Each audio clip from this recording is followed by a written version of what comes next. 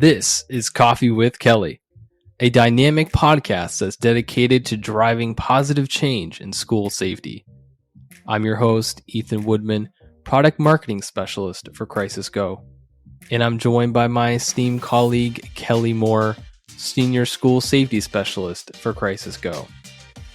Our mission is to empower you with essential knowledge, tools, and inspiration required to foster a safer and more secure school environment. We hope this podcast will be the catalyst for transformation in your schools. Join us as we continue to dive into the world of school safety. Good morning, Kelly, and good morning for a second time on the podcast, Mr. Andy Arnold. Let's introduce one of our favorite friends. Andy's flying underneath a new flag. He is. He's the captain of his own ship now. I am. It's a scary but fun ship. Thank you for having me on. What is AEI? Well, AEI is the American Excellence Initiative. And as you know, pivoted last September out on my own, but AEI is a frontline focused coaching, speaking, training, consulting group. And really we focus on three big things here: leadership, resiliency, and survival. Where I had previously, as you know, at the foundation, operated solely within the school safety space. I do still dabble there, but I've shifted focus over to crisis management and leadership, which personally I found to be quite the gap as we went and traveled. Just the paradigm shift from normal building operations to when something potentially bad is happening or something bad is happening. Sometimes that's a challenge because thankfully schools don't have to deal with that often. There's all sorts of different layers to that. I started doing some informal research, Kelly, and you'd be shocked at how many people don't have any questions at all, even in their promotional processes, as people try to ascend up the ladder in the school command structure about crisis management or understanding what a crisis is, or even supposed actions in those. Yeah, so that's that. I've been advocating for past 7 years that if we are going to maintain the culture in our schools, that the principals have complete control over their buildings, all decisions have to go through those people, then we ought to make sure that they understand that function: the crisis communications, the crisis response, prevention, threat assessment, all of those things that get thrown underneath that safety umbrella. And it was interesting this week because I was made aware of a survey that was done by the Department of Education in Illinois. And it was to the teachers, and it was a complete survey.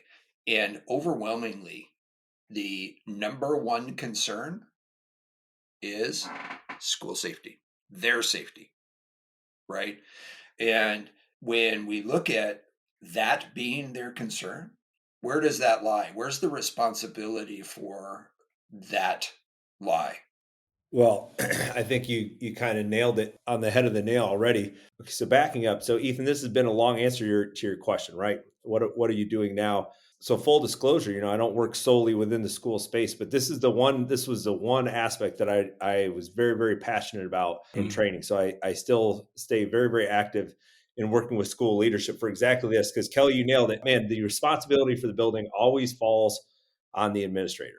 Whether it's clearly stated or not, it's perceived to be that. And if you think about it, like the structure is just different than a lot of other workplaces. Okay. Now, when we would train reunification and emergency operation planning and some of the response protocols with the foundation, there's a significant portion of time devoted to incident command. All right. And that was one thing that schools had always said, like, hey, incident command is kind of hard, kind of different. Some people are like, well, why do I need to know this stuff? And I have a cursory explanation or understanding of this, but I don't know how much it actually applies to what we do. There's incident command was a whole different rabbit hole. So what I want to do is just kind of take a step to the right and get away from incident command and trying to describe it a different way. If you think about how schools operate, And let's make a comparison to like a first responder type situation. Okay. Law enforcement, the cop is the front line, right, of the person out doing the operations. In an educational setting, that would be the educator, the person that the teacher is teaching. And really, everything that the administrators do kind of supports the option or the premise that we're going to keep moving forward with teaching no matter what. Okay, so if there's a disruptive student, if there's a medical incident, whatever happens that pops up during the day, an upset parent, the administrator comes in and takes care of those things so the teachers can still teach. And many, many years ago, when I was teaching, Ethan, there's plenty of times where maybe there's a fight during passing time, or you have a student get sick or whatever, and you're dealing with that to a degree, but then you're handing it off to somebody because you have your class and you go back and you have to continue on with your lessons. Well, that doesn't necessarily occur in other industries. The sergeant doesn't come and start doing the things at the scene so that the cops can go off and do other cop stuff. They supervise and manage the scene. Now, the problem with that is during normal operations, it's fine. But when a crisis pops up, then there needs to be a shift. And that's a shift, Kelly, that at least that I've seen that we miss. And, we can frame it as incident command and make it very formal and say, this person's a section chief or this person's an incident commander and da da da da da. But that's not how the building works normally. And so, Ethan, my new course you asked about earlier about what are you doing now? My new course with schools is helping school leadership shift from that very hands-on or tactical role, right? The person doing things, to that role that we talk about that we mythically hope we can get to during ICS is that strategic role, that 5,000 feet up looking down. We talk about that quite a bit in our trainings. I know we've had these discussions at the Crisis Go conferences, just that ability to manage. But there's all sorts of secondary and third order effects that come with that. Mm-hmm. Yeah, and I think there's a concept in leadership called the upside down pyramid, right? And that's where leadership is there to support the function of the line staff, right? So it really looks like this sort of upside down pyramid because I am supporting you and I have lots of people to support.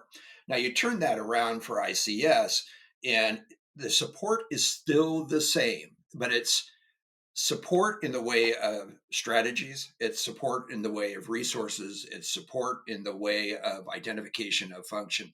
And when I teach ICS, because I had to teach it to cops who had a tough time spelling ICS, it was this. And it's as simple as this. ICS is as simple as this. During an emergency, you identify functions and tasks that need to be accomplished.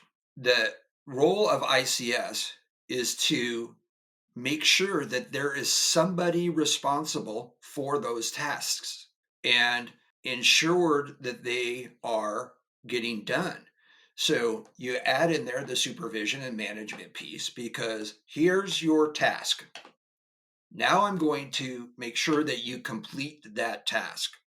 And it doesn't matter the titles and stuff, but it does matter that all of the tasks and functions that have been identified by the command get done, the objectives, the goals. And the real important aspect of ICS is that management piece, identifying functions and tasks and making sure that they get completed. Now, for the schools, here's the important part. If they have a significant incident and it costs them a bunch of money to manage and respond and recover from that incident, if they are not using ICS and can't articulate that, they're not eligible for federal funds. Well, yeah. And when we start talking about secondary and third order effects, it's certainly down the road. What I've observed firsthand is this is a very hard. First of all, I agree with everything you said. Leadership exists to support people doing the work. It does. And that comes in many different forms.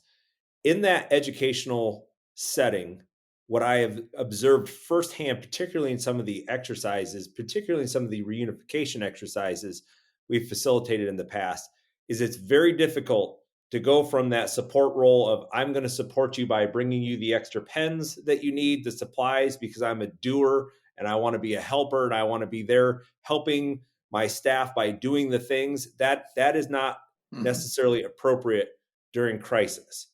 Okay, there's an acronym, the OBE, the overwhelmed by events. And I actually feel bad for school administrators because typically what happens is they are tasked with the responsibility of all these things.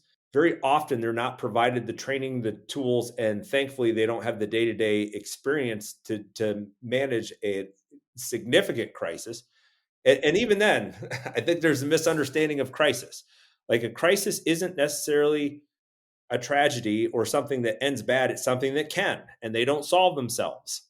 They Right. they require intervention. They can be mechanical, they can be natural, they can be human. If it's a mechanical or natural thing, it's a very time sensitive. If it's a human thing, it's time competitive, right? It goes back to Hmm. that the Sid Heel material from Sound Doctrine, where he talks about having an adversary changes the entire thing because now you're reacting off of each other's actions and you don't have all the information. So administrators get lumped into doing a lot of these things, and the lion's share of their day-to-day operations involves, well, let me go get little Johnny or little Susie and pick them up, come down to the office and have the conversation with them, or let me meet the parent in the front and handle that. So it's very hard to let go of the doing role and assume the role of making decisions. And the second problem that comes with that is when you have always been the doer, there tends to be a Hmm. lack of initiative amongst the staff for free thinking, independent action then. And so this is what we come into the website message, right? Safety is our number one priority. We talk about that all the time. I've listened to your podcast, avid fan of it as well, and I know you talk about this too. Every website someplace has a message that says, the safety of our staff and our students are our number one priority. But then there's very little evidence often to support that statement. Okay. Particularly even with how we conduct drills and how we prepare for these things. It doesn't always have Hmm. to be the worst day. We've talked in the past, Kelly, I know offline about the Mhm. high risk, low frequency and Yep. low frequency, high risk events. And we tend to train for the very low frequency, very high risk events, right? The active assailant, da da da da. But a lot of times it's some of the other stuff that gets us, and Hmm. we haven't really baked some of that in. So the ability to switch over for our staff to have initiative, which isn't just doing something. Having the initiative isn't doing something per se. It's having the freedom to do something, realizing, oh, I need to take action A, B, and C right now because my administrator is overwhelmed by events. They're the ones making the decisions, the phone calls. Somebody at district is calling them right now. Hey, can you give me an update? Blah, blah, blah. The SRO is saying, I'm going to do this. I'm going to do that. They're off the table to do all the things that they would normally do. So some of that rolls back on the educators then. And that's really kind of the focus. And we've formalized it in ICS. The pyramid and upside down pyramid are great metaphors for it. But at the end, there needs to be that whole shift to the right, taking a step to the right when we have something pop up where your staff feels comfortable to assume the reins and have some initiative, and your administration realizes now is not the time for me to be the person that brings the roll of caution tape down to the parking lot. Like somebody else can do that. I need to sit down and man the phones or get my 2 or 3 decision makers around with me. And we need to start peeling the layers back. 100%. Emergency management, emergency response. People treat it like it's this sort of specialty, it's this extra complicated deal. It's not. It is just simply isn't. The difference between an emergency response and management than everyday problem solving is the rate at which they come at you and how many come at you. Because of that, it adds a level of complexity because you have all of these things coming at you, but it's problem solving. And we don't have to have the best solution. We have to have a good solution, Yes. one that can buy us some time until we can really get our handles around, things start to calm down, and now we can go back and work at the perfect solution. Right, we're never going to get to that perfect solution, but one of the things that allows us to really focus on decision making and the ability to recognize when you need help or realize that something is coming at you as quickly as possible is through that preparation stage, right?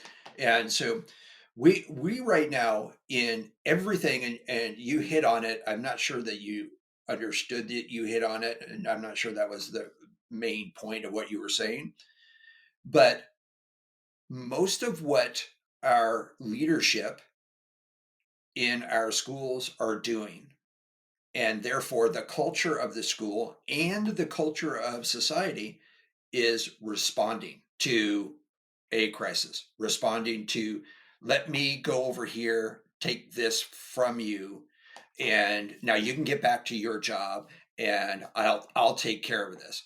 But it's in response to, Yes. and it's not recognizing the escalation events that led up to the need to grab that kid, that disruptive kid, out of class and let's go have a talk, and this becomes that sort of mentality, husband, father, mom, right? Is you have something that's escalating and escalating because they know that there's somebody else that can handle that. They don't deal with it, Yes. right? Yes. And so wait till your dad gets home, right? Yep. That's from my generation anyway. And okay, wait till your dad gets home, right? And in this case, I'm going to send you to the principal's office. I'm going to send you to the counselor. I'm going to, you keep it up, you're going to leave. Okay. But when we translate that everyday mentality, and I totally understand because of the volume and the consequences if you deal with one kid and you have 30 others that you have to deal with. I totally 100%. understand. But what that will do is create this gap in allowing them to solve that problem. And when they need to in an emergency, they don't feel like they have the confidence or the skill set to make those. And that goes all the way up through the ranks. And that's why, recently Crisis Go is we're in this transition right now, really to shift the mentality from what is currently overwhelmingly a response mentality to a prevention, mitigation, and preparation, understanding that you still need to be prepared for a response should you fail at the front end. And that's one of the things that we have with left of bang, and that whole concept that we're really pushing out. But that's where, in the school setting, that's where we need to start giving them the tools to really recognize problems before they become problems. Well, absolutely. Again, to boomerang back, Ethan, that's where I'm at now. I'm in that gooey spot in between. Okay, because now we have a crisis, right? And prior to the crisis, we had all the preparation and mitigation and the things we've talked about. It's that transition phase. So you hit on some really important things, Kelly. First of all, and for lack of a better term, let's just refer to all these things in general as leadership right now, school leadership, Mhm. Yep. right? And you mentioned earlier, like, well, people think it's kind of complicated. How many times have you heard the term like somebody's a natural leader? That person's a leader. And there's some truth to that. Some people just have, for whatever reason, that extra charisma, that EQ, that ability to communicate. But at the end of the day, leadership is a skill. It's a learned thing. So if you think about little league baseball teams, like there are some players on those little league teams that are a little bit more naturally adept to playing the sport, but you can also coach all the kids and all the kids can improve incrementally. And that is no different in leadership. And leadership is such an important skill. So within that, it's recognizing that when I am leading, I am not in response. I am in coordination. We've said this 1,000 times in our private conversations. I've said this several times in our training engagements previously with the foundation where we discuss this is a real problem for new patrol sergeants in law enforcement. It really is, Ethan, because if if you've not swam in that culture before, there's there's the formal police culture and the informal police culture.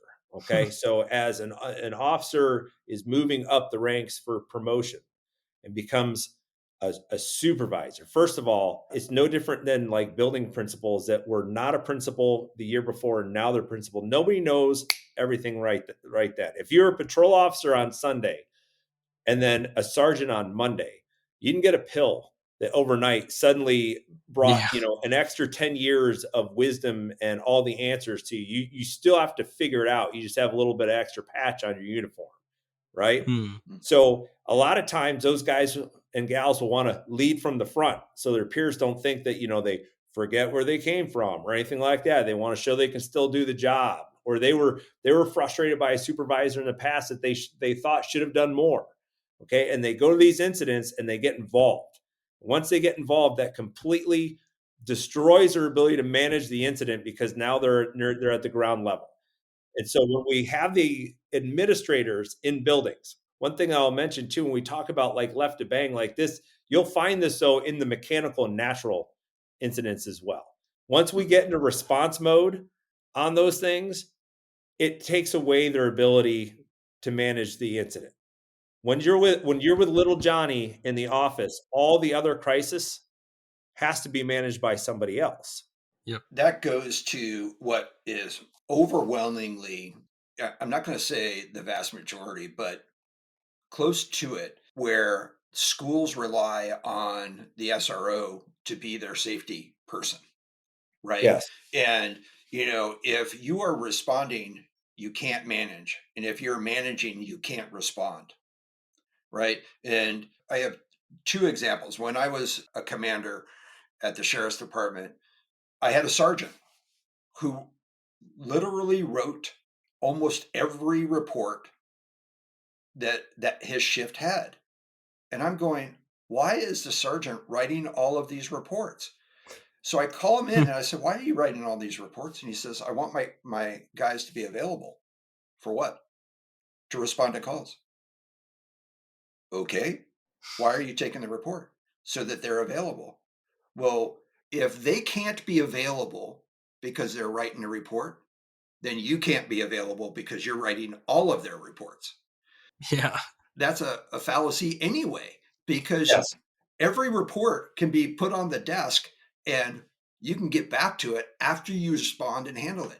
But your job is to make sure that one, they're safe, they're doing it correctly, all of these things, and they don't get into trouble, right? The way you protect your people as a supervisor is to make sure that you're there available to them so that they don't get over their head, so that they don't do something that's violating policy. And you're the safeguard for the agency and the deputy or officer. The biggest gift you can give is the gift of availability. That's right. And when you have the principals who are taking responsibility for solving those problems. If something happens while they have little Johnny in the office, they can't leave. They can't just leave Johnny Yep. there. They got to take care of Johnny. So when you take the problem, you take the responsibility for seeing that problem all the way through, and or you're going to be delayed in your response when necessary because you're tied up. And when you start looking at the ability to manage, you can manage and address more issues simultaneously than you can solving problems or doing the tasks, right? Tasks is you got to work your way through it. But solving problems is okay, here, this is what you need to do. This is how we work through it. And these are your resources. And I need, you do. That's a perfect segue. Perfect segue.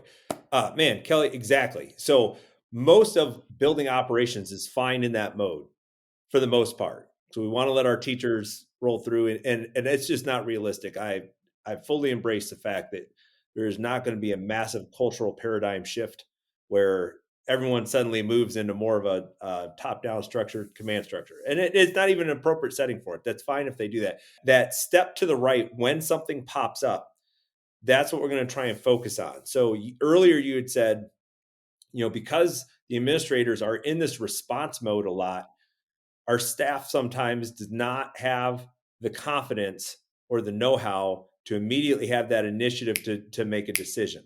And there are skills that can be taught too. When you talk about in its simplest form, the ability of an administrator to take educators throughout the course of the week, the month, the year, and for whatever particular task pops up, hey, you're going to accompany me with me while I do this, right? I'm going to do this. You're going to watch. Then it's, we're going to do this together. Then it's, I'm going to watch you do this. And now that you've got the playbook and you've seen it, I trust you that you can handle this. And if people understand that they have the initiative to make a decision or take some type of action, regardless, that has a massive impact on the outcome of any undesirable incident. It just does.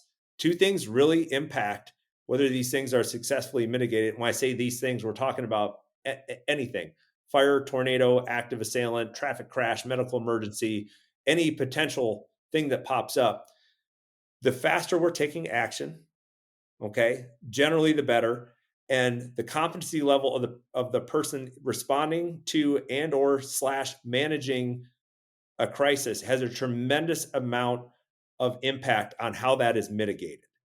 If you have somebody that is, hey, Ethan he's the dean of safety or whatever in the building. All right. And Ethan is amazing at that. And he's there and he's Johnny on the spot and he's familiar with all the processes and procedures, and he can dive right in and start managing and assigning tasks. It's probably going to have a more favorable outcome than if he's not. The problem becomes then what happens when Ethan is not Johnny on the spot.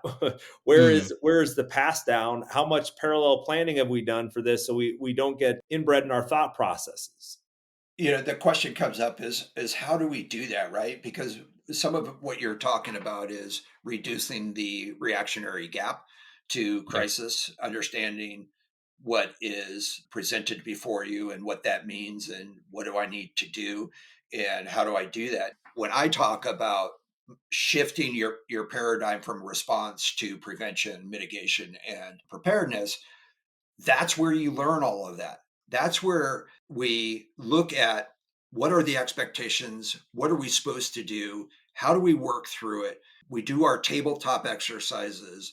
We start practicing these processes and procedures that we already have in place.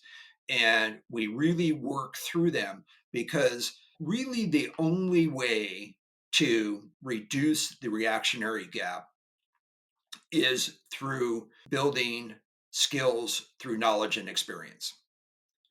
And can we artificially do that? Yes. That's what drills and exercises are for. That's why we're looking at establishing our emergency response procedures, our EOPs, and so forth, is so that we can start building up those skills through knowledge and experience and working through there. And what kills me, and there's lots of things that do, by the way. I was going to say. But this process that we currently are experiencing is there's pushback every step of the way. And this process is no different than the entire basis for the educational institutions all the way up to your doctorate. Nobody comes in at kindergarten and says, okay, here's your SAT, or here's the LCAT or the MCATs or whatever. Nobody does that. We start by teaching the ABCs, 1, 2, 3s. And then we build. Every year we build up on it. This is no different. And I don't understand why our educators who say, well, this isn't my responsibility, this isn't my area of expertise, why they aren't saying, oh, it's not? Okay, let's make it. I'm not making you, I don't want to make you a law enforcement officer. I don't want to make you a paramedic. I don't want to make you a fire guy, but I want you to understand what's happening and what you can do until we can get those experts on scene. Because in the best case scenarios, your response time is 3 to 5 minutes. And I will tell you that may sound like a very short period of time until during those 3 to 5 minutes that Till shots you're are in being it. fired, right? A 5 long minutes is a time. long Yeah. time. There's a And- lot that can happen in and- 5 minutes. That's right. And that's where, and I think some of it is predicated on the fact that we say, school safety is a shared responsibility. And we don't define that. And the reality is it is everyone's responsibility. Safety is everyone's responsibility. But ultimately, there is a person sitting in that building who is responsible. And I don't think we say, Mr. and Mrs. Principal, this is your job. And if you don't currently have the skills, you need to get them. Yeah, because it is your responsibility. absolutely. I was gonna transition here real quick. Uh-huh. I want to say that we're not the only people that say this, right? You hear this from parents. So typically we do a in the news section. So I want to do that real quick Uh-huh. because Fire away. this definitely goes hand in hand with our discussion. So this happened only just a few days ago. Ethan, are you saying that we got too excited with Andy on and we skipped all the stuff we were supposed to do first? Yeah, you Okay. you skipped over our normal format, but it doesn't surprise me that Andy would come in and Well, hey, when you create get to chaos. hang out with your friends in a professional setting, that's even better, right? All right. So, at a middle school in Texas, a student died after suffering injuries from a stab wound. So, according to the investigation, 2 female students were involved in a fight during school hours. The altercation escalated when one student stabbed the other with an object. That's interesting that they say an object. I swear I thought I saw a knife before, but If you've seen John Wick, he Well, killed 3 that's- people with a pencil. that's true, right? So the specific type of weapon was not reported, blah, blah, blah. So according to the report, officers responded to the middle school where they found a 14-year-old female student suffering from a stab wound. She was transported to the medical center in critical condition and then died from injuries.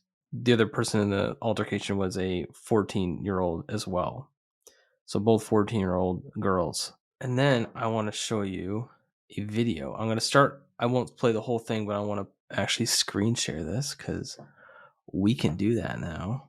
This is terrible, by the way. What? This incident is. Oh, yeah. Man, It's that's horrible. I mean, it's terrible in any instance, and it just I feel like it just gets worse and worse as the age gets younger and younger. Like you expect this at a high school, more likely, right? But then you hear it's at a middle school, and you're like, "What in the world?" That's You shouldn't expect it at all. Yeah.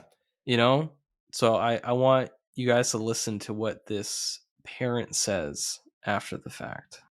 I spoke with a Roy J. Smith parent who said the school's lack of safety has been an ongoing issue. But I've called the school multiple times about the fights and no crossing guards, all of it. For Montgomery, who plans to take her son out of KISD, she said this could have been easily prevented. I entrust them every single day to make sure that my child is safe when he's not with me. And they failed us today. They failed the kids. It's unacceptable. So there you go. Right? You guys heard that, right? Yeah. Yeah, so it's like right when she said that, I was like, dang, that's what we keep saying all the time. And like, it's not just us, it's not just the people in the podcast. Like, parents are actually saying this, and she hit it right on the head. It's like, when I give you my kid, I'm entrusting you to keep them safe. And now she's taking her kid out of that school. You wonder why your student count's going down. We talk about from the school side perspective, what's your number one priority? Keeping our kids safe. If somebody were to ask any administrator, where would you prioritize the safety of your students and your staff? Number one.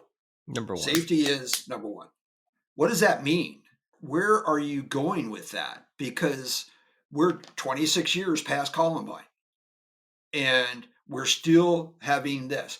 And, a few years ago now, I think it's been a couple years, we look at what are the expectations from the school, but then we also should be looking at the expectations of their constituency and what that is. And there are three primary objectives when we're talking about school safety. Now, we could delve into each one of those expectations for a long time. And this is why we do podcasts every week now. The first expectation, there's three of them. And this goes for the staff as well, that I can send my kids to school and they get there safely. While they're at school, you provide them with a safe, secure, positive environment so they can learn. A good learning environment. And then you return them safely to their families at the end of the day. That's it. That's all they expect. Now we have to look at, what does that mean? If you were in Kelly's and Andy's world, almost on a daily basis, we did this, whether it was formal or informal. We did an after action review of that day's events. This goes back to when I say, okay, you need to do an after action review. You need to find out what went well, what was done correctly, right? And what went bad. What are our opportunities to improve to make it better tomorrow? And the mistake that we make is that if nothing happens, then we did it correctly. We responded to all of those other fights correctly, rather than, did we do it correctly or did we just get lucky? Boy, and we've heard it many, many times. I know Andy has. Yeah. Especially with his military background and his law enforcement background. They've walked out of there and somebody said, we got lucky on that one. Well, absolutely. Both those worlds are outcome based. So I just want to loop back on a couple things. First of all, and Ethan, man, thanks for showing that clip. I want to be very crystal clear on something.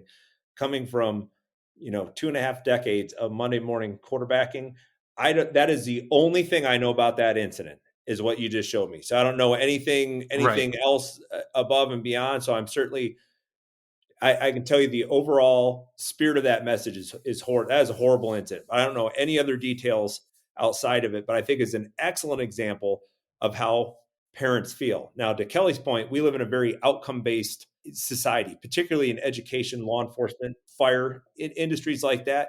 We may have the worst discipline I ever got was for a pursuit that 100% adhered to our policy that I authorized as the watch commander, that then had a negative outcome. And I have had times where people did not get disciplined for times when they're very clearly out of policy, but it had a positive outcome. You understand what I'm saying? So in this situation, we look over at the clip here, and student on student violence, right? In this particular incident, not to Monday morning quarterback them, maybe they did everything right and it still happened. Maybe they did everything wrong and there was warning signs and parents complaining and saying, this is, at the end of the day, that that independent incident still happened and had a terrible outcome. So it's an opportunity to go back and look at that after action and see, what went well and what didn't. The big takeaway for me is when Kelly weighed in on that, kind of say, like, if you go talk to any administrator and say, what's the number one priority for you? And they staff student safety. They always say that, right? Staff student safety, staff student safety. Very clearly, the parents are not feeling it in this particular incident. So my follow-up question would always be then to that administrator, I would like to see your meeting agendas and your schedules from the past 3 months for the next 3 months. Because I think some of these things that go into safety, whether it's where are the AEDs, what's our fire prevention, how many of your staff know what the primary, tertiary, secondary evacuation routes are, to active assailant things, to roles that could potentially be assigned, to transportation, to all these different things. Those are the first things that get kicked off the meeting agenda. Safety is the first one to go, because we do have other things that are pressing, correct? So it'll be interesting to see even within that, when we start talking about the prevention, mitigation, threat assessment, I'd be curious to know in this particular incident, had previous information been received about these two students in particular, or was this a flashpoint? Have we had threat assessments in place before, or was this one of those things that just boiled up? All those things come into play, but the immediate question is, let me see your rosters. Let me see your meeting rosters and your agendas. The reason that Kelly and I have this so baked into us is there is a daily briefing, whether it's a massive after action or not from an actual critical incident on a daily basis in law enforcement. If you're doing any kind of high threat work or first response work or anything in general that assumes that you're going to potentially come in a crisis, there's generally a safety brief every single day at shift change. Hey, this is what A shift and B shift dealt with. If that pops up on C shift, this is what we're going to do. And then when C shift is going off, we're going to tell A shift and B shift what we did so that they have all the information. You just don't see that happen much in private sector, which is funny because a lot of areas where you wouldn't expect safety to be a pertinent thing, they have a requirement for like an advanced life-saving certification or CPR. Some minimal acknowledgement, like something bad can happen in your job at whatever as a little league coach, and we need you to know how to like basically call the cops, plug a hole, continue breathing, or intercede on some type of cardiac event. But you have to understand that we want schools to be this safe little community. And we want our little community to be this pristine location, understanding that the fact of the matter is it's reflective of our community. Every problem that we have in our communities is being dealt with at some level inside our schools. Yes. The school is a petri dish. It's a microcosm of the actual community surrounding it. That's right. And the problem that we have in there, and it's dependent on the culture of your community and so forth, is we're dealing with young kids who walk into that door lacking the problem solving skills, lacking the ability to think into the future and consequences and so forth. And that's why we have adult supervision in there, right? And that's why we have people who are in control of that society, in that little community. Yet we're not treating it as such because for the last 100+ years, we haven't had problems. And now we're in a different society, and now we need to deal with these problems, and we need to understand that. And our communities expect it, our parents expect it, our teachers expect it. We're seeing that with the recent Department of Education in Illinois survey. We're seeing that, and that our teachers are asking for this. They're asking, so give it to them. And if you don't know how to do it, go to your law enforcement, go to your emergency management agencies, go to your fire departments, Call sit them AEI. down, Yeah. call AEI, call Kelly, call Ethan, and we're happy to get you pointed in the right direction. To me, this is crazy. That we're still here, and I bring this up far more than I really should, but we're 26 years past Columbine, and we haven't figured it out yet.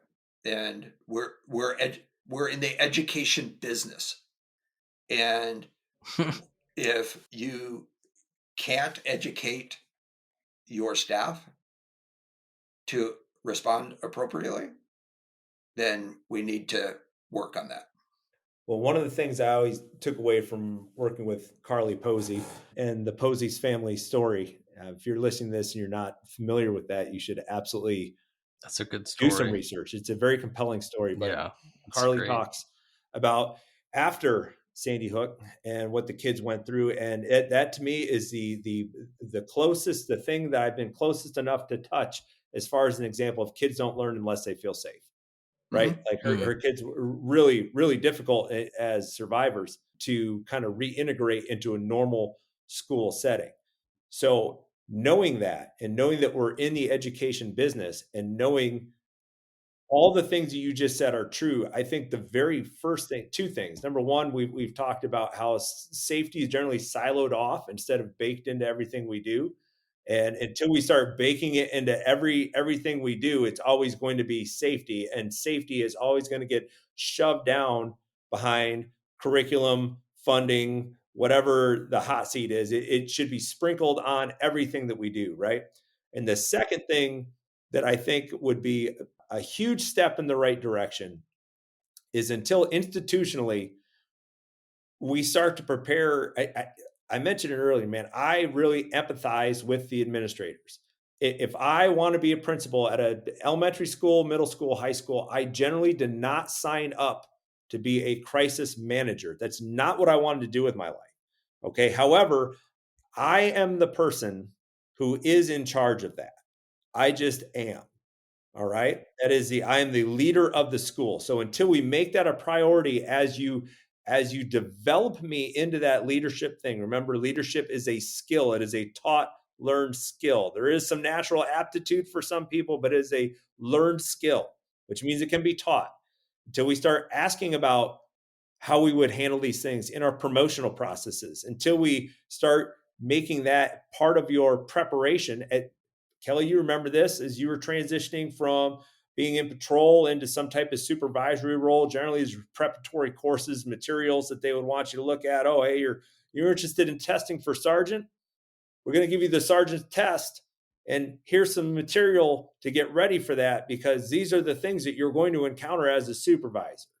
And I think schools do a good job with that when it comes to, like, what your pet project is for curriculum, or where do you see how we teach math, or schedules or block systems, all these educational components, where I think we could probably see a market increase and would be a real indicator of a paradigm shift, is when we start putting safety into that too. If I'm preparing you to become an administrator, I'm also going to prepare you to be able to successfully manage a mechanical, a natural, or a human crisis in your building. Yep. See, and I'm going to expand on that a little bit, right? So to me, that starts at the teacher level. And again, the vast majority of our educators today were not educators in 1999. Yes. Any educator who has entered the education field after 1999 came into it understanding the potential, or should have. We hear it in many formats and different contexts. Is everyone wants to be a principal until they have to do principal stuff. And this is principal stuff. And everyone wants to be a teacher until they have to do teacher stuff that people in those positions don't like. I heard it when I was a sergeant. Everyone wanted to be a sergeant. Come on, Sarge, come on. Until you have to discipline your troops, until you have to hold them accountable for doing something wrong. Same with lieutenants, commanders, chiefs, sheriffs, whatever.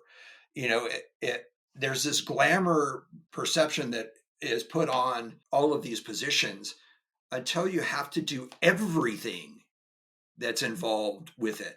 And we just can no longer afford to say, that's not why I came here. I get it. I totally understand it. You said it.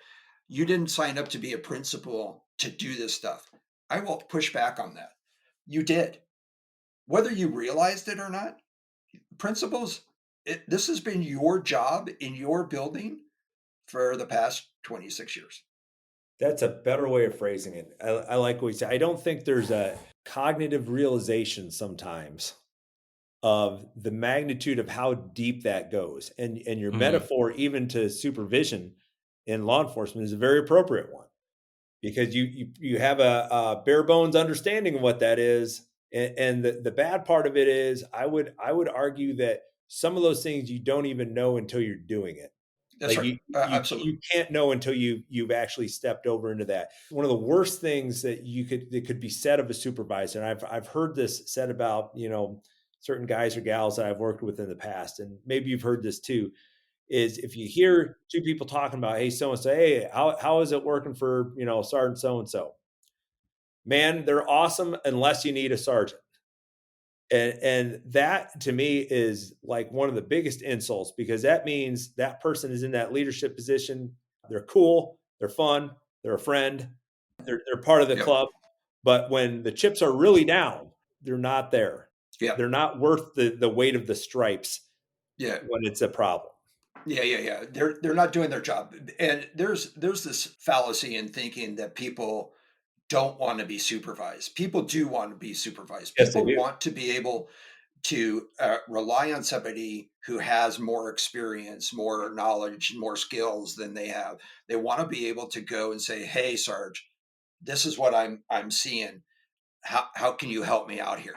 But the other side of that is, and this is one of those things that goes back to people don't understand the positions, when you get into it, until you're actually there, like you said, is, people often want the supervision, and they want you to do things. They want you to, correct things. They want you to go yell at the sheriff. They want you to go do all of this stuff, until what you have to do impacts them directly.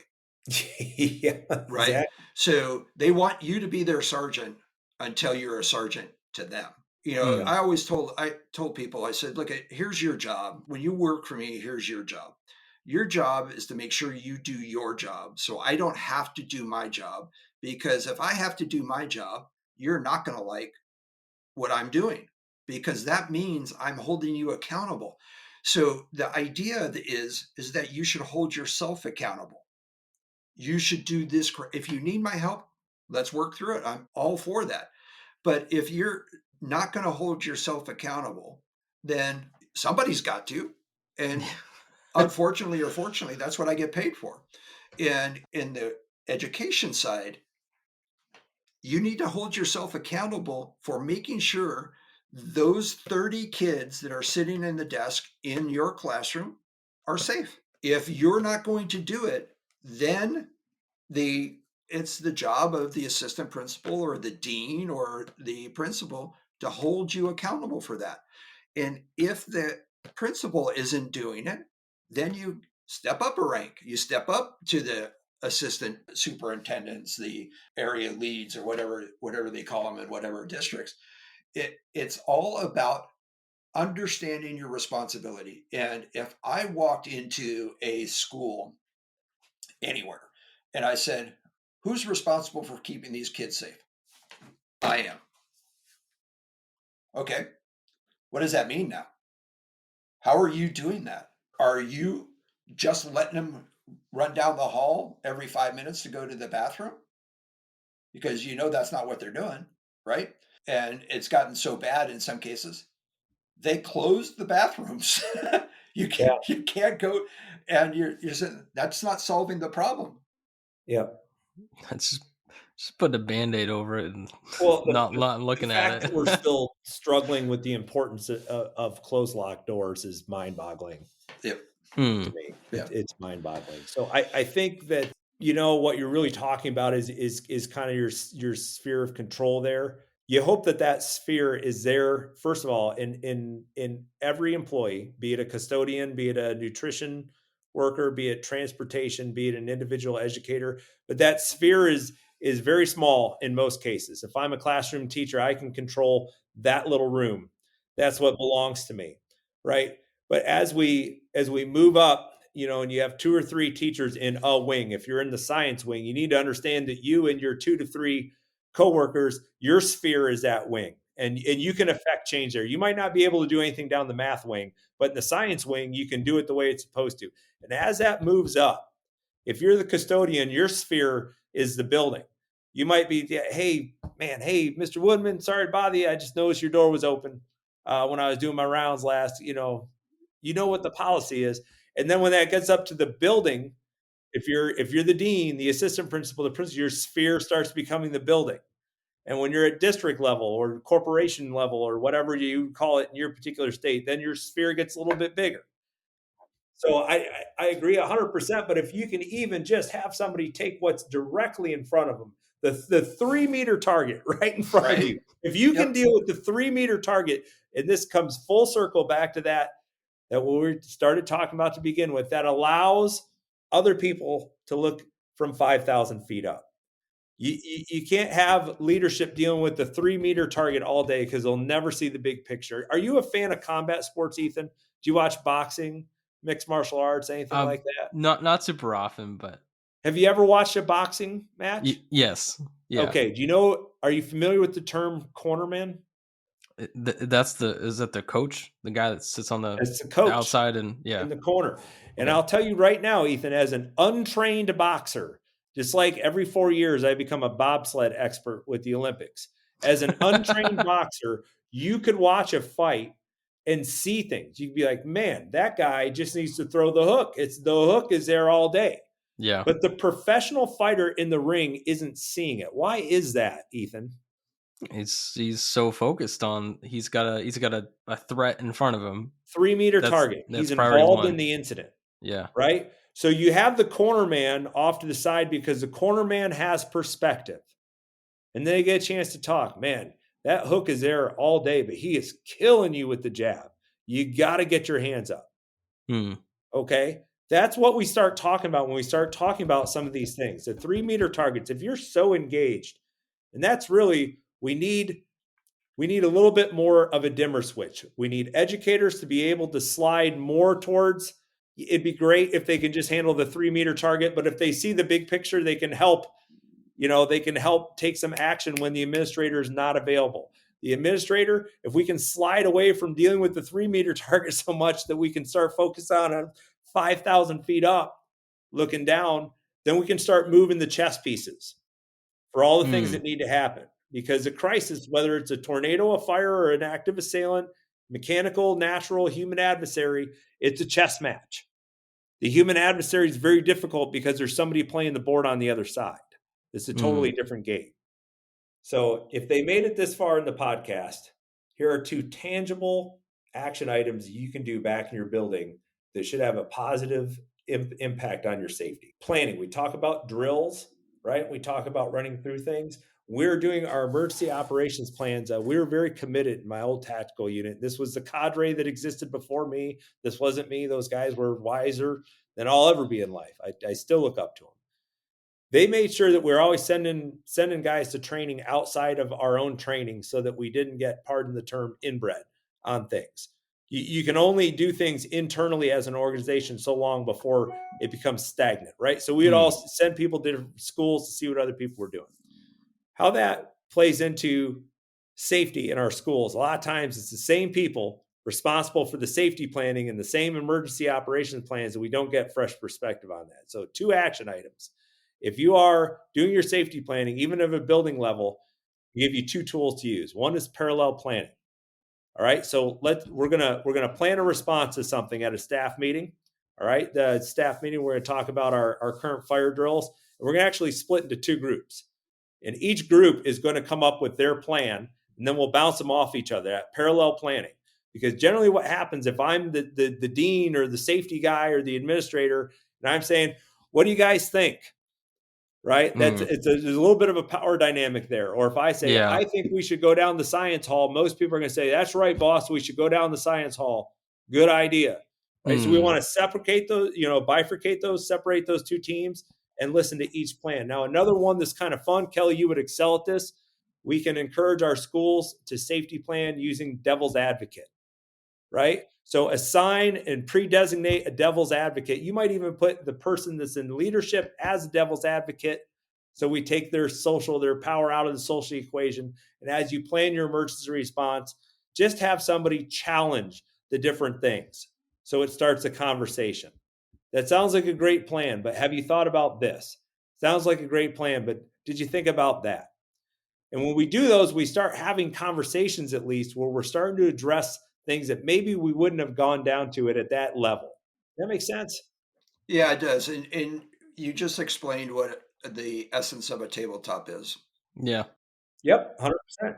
Is looking at the plans, looking at a scenario and working through the scenario, playing devil's advocate. What happens if your evacuation route that you have practiced for the last 50 plus years is blocked. And I'll give you an example of how empowering that is, but you have to get over the hurdles first, right? I like to start easy.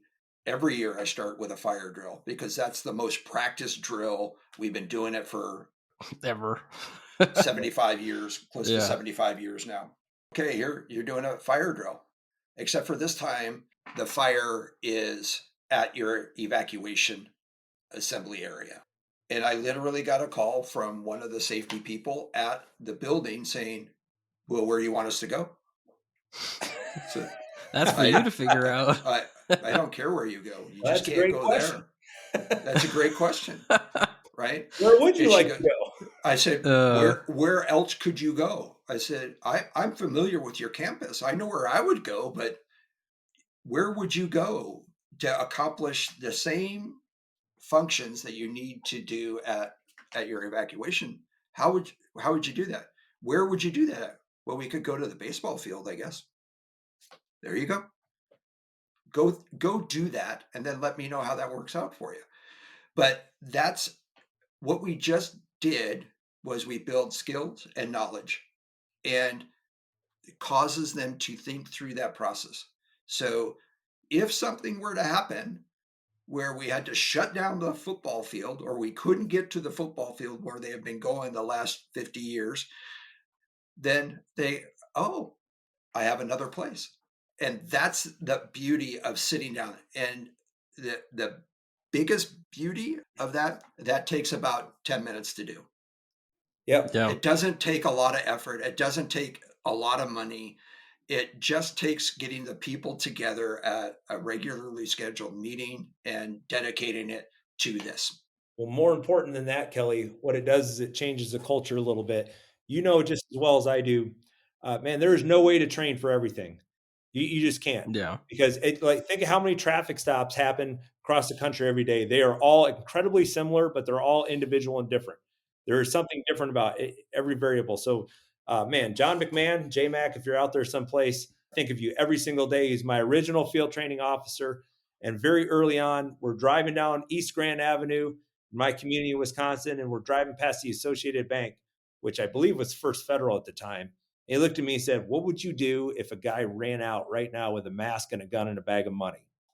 I said, I don't know. I've never thought about it. He said, exactly.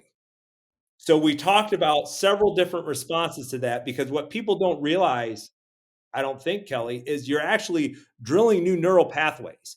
That's why it's so important to pre-plan, because when you're not under stress, you can drill those. It's the visualization, it's the seeing. It's why good hitters have envisioned themselves hitting the game-winning home run, bottom of the ninth, bases loaded, down 3 over and over again.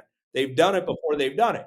So when you do those tabletops, maybe you get the staff walking down the hall thinking to yourself, I wonder what I would do right now if, boom, the fire alarm went off, the evac point, there was a building collapse. I heard what I perceived to be gunshots. If I had a student have a medical emergency, if I had a coworker grab their chest and fall to the ground, when is the last time I checked with the AED? If you can get people what ifing, because there's no way that you can run tabletops drills and practice every single scenario that can pop up in a school. No, but what we are doing is what? Every time we do one, we're building skills, knowledge, and experience, and reducing the reactionary gap. When we do this, what we're really doing is what everyone wants to do is reduce trauma to our students and our staff. And we're increasing their confidence. We're increasing their knowledge, their experience. We're reducing the reactionary gap so they're more confident to say, you know what?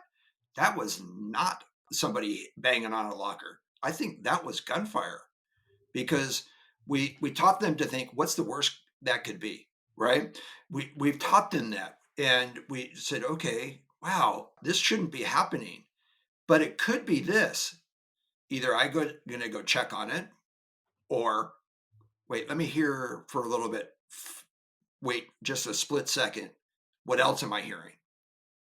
Right? Am I hearing people screaming? Am I hearing people running? Am I hearing additional gunshots, right? There's things associated with gunshots, right? But what we're talking about is if we can shift to the left of bang and we can focus on prevention, mitigation, preparation, and not have to respond, we are reducing the trauma and victimization of every student and every staff. And when we go in there with confidence every morning saying, my staff is looking out for me. You know why? Because I'm looking out for my staff. I'm looking out for myself. I'm looking out for my students.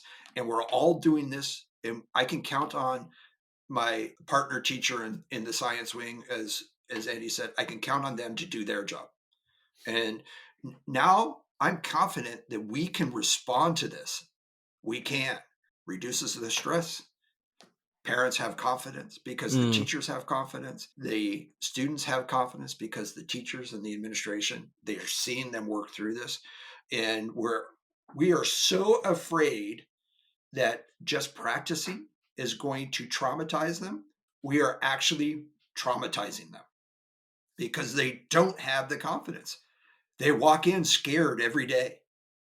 They walk in with this anxiety, and because we're not doing it correctly. It's plain and simple. There's a couple different points I want to make here. So just based off what you just said, how when you were talking about when they walk in scared, were you talking about the students or students and staff? Yes. So All like of the there's above. this statistic going around of like this many students carry a gun into school. They never use it, it's just in their backpack because they're scared of something happen. There, whether it's that, one in a million instance of an attacker coming in, or whether it's, hey, I'm scared of this kid beating the crap out of me or something. That's it's something like that, right? And it's like maybe if we like had them feel safer, maybe that statistic would go down. Yeah, but what's disgusting about school safety, Ethan, and this is not on the school, is the tracking and the metrics. Okay, and we can talk about this all day, how we cook the books. Like when we Sure. look at like how many active shooters or school shootings there are, man, there are places where that is a weekly occurrence based off the demographics and crime stats around the school, in and of the school. Sometimes Right. these students Outside of it. are involved in mutual criminal activity outside the school that comes into the school, and none of that all falls under different. This category is this, and this is this, so we Right. took the books on the numbers, right? But Right. what you're saying is 100% true. Boy, it would be mind blowing, I think, to get an unfettered, unfiltered, unmanipulated snapshot of the level of violence And just that in occurs general. on campuses. Okay, I'm Yeah, not even yeah. saying in this, like, because there's non-school related violence that Yeah, you got happens like on strip school malls campuses. and anything like that. This is a different environment for me out here because there are schools that are literally built into like shopping areas. That's Okay, crazy. so like if I'm going to run a charter school here in the fabulous Las Vegas Valley, I'm going to get out of Clark County School District. I'm going to open my school. I could go to the old Party City, purchase that space, renovate that, and turn it into a school. So some of these locations are not like when we think about our environments when we think about things, which is appropriate. It Yeah. makes it for a difficult national Sure. conversation, though, because right now, when I'm discussing this former Party City charter school in the Las Vegas Valley, there's a teacher in Montana that drives 45 minutes to a one-room schoolhouse that has 30 kids with 2 adults, and it's 5 grades, because that's what their reality. And then there's everything in between. And so the only reason I bring that up, because you're making a great point, the only reason I bring that up is to understand what's really happening. Boy, statistics are very different. They give us a snapshot, they give us a perspective and an angle. Yep. But I don't think we count all the things that are happening to our kids and our staff, because depending on how they're categorized, they some Right. count and some don't. Yeah. So hold on, Kelly. Hold on. For my second point. Okay. You have another point? Yeah. Okay.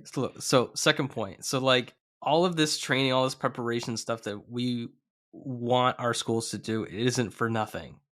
So a great example, I sent it to Kelly a little while back. This actually happened in my state in New Hampshire, and not even really that far away from me, maybe like 30 minutes away, maybe. There was a shooting out of a gym, and there was a relatively young girl. I think she might have been like high school or something, maybe just out of high school. Yeah, she was in college. Was in college, yeah, so still pretty young. The second that she hears these gunshots, you know what she did? Ran to the locker room and hid in a locker.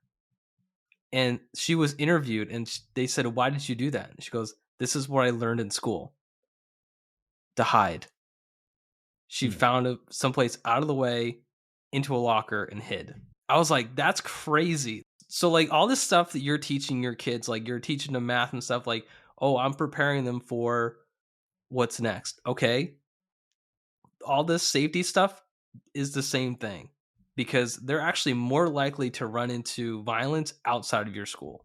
So why not train them in an environment where they're like less likely to get it? We've said that before, right? You're not training them just to be safe in school. You're training them to be safe in life, just like everything else. You're training them to be good citizens, productive citizens, contribute to society, and so forth, right? That's fundamentally, that's what the schools are there for. But that also means protecting yourself and being safe when you get in there. I know, well, I'm going to make an assumption that Andy has heard this before, because most law enforcement officers have. Train like somebody is going to kill you, because somebody is training to kill you. Yep. People say that is a sad way to live your life. Well, the alternative is, if you don't train and the other person is training, then you know what the alternative is. So train like somebody is like, what do you have? What do you have to lose? Remember the old poster they would have up in PD fitness rooms, Kelly? It was like a prison yard, and dudes were out lifting weights, and I can't remember the exact quote, but it was something similar to like, "They didn't take the day off, did you?" Or something, very something very similar. I was like, damn, that's right. That's so funny. I don't have the stats on this. I am going to go out on a limb here. I've said this before, at least off the podcast, I think. Maybe I said it once or twice. But I do think there is somebody in just about every school, and this is part of the problem, who thinks violence is the answer to their problem. I'd make that bet.